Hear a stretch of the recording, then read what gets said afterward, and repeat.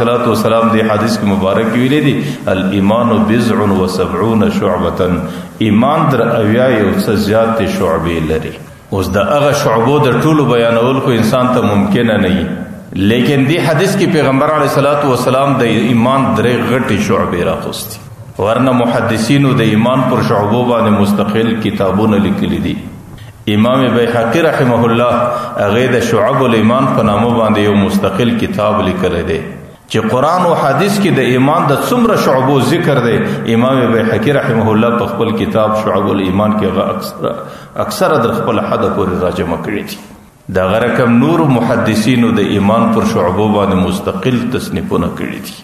لیکن دی حدیث کی چې پیغمبر علیه السلام د ایمان کمی شعبې لیکلي دي، دا غي متعلق پیغمبر علیه السلام وی اوله شعبه دا د چې لا اله الا الله کلمه ویل. لکه پیغمبر علیه السلام وی افضلها قول لا اله الا الله. په دې ټولو شعبو کې افضل شعبه دا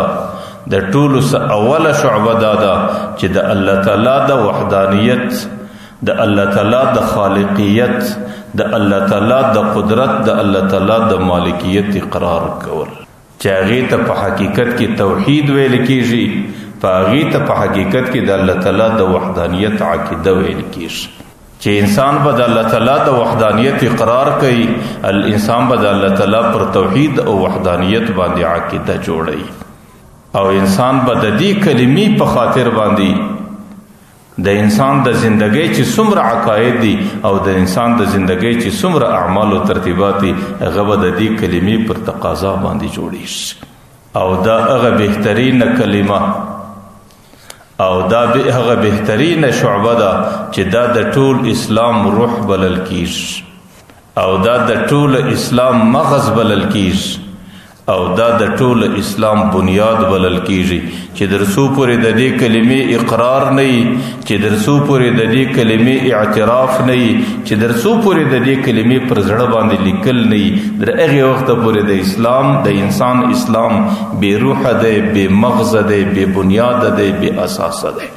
ځکه د ټولو څخه اعلی ترین شعبه هغه د لا اله الا الله د کلمې اقرار کول، او دا هغه مبارکه کلمه ده چې د دې وی کلمې په خاطر باندې انسان د کفر څخه په اسلام کې داخلي شي، د دې وی کلمې د وینا په خاطر باندې انسان د جهنم څخه جنت ته راځي،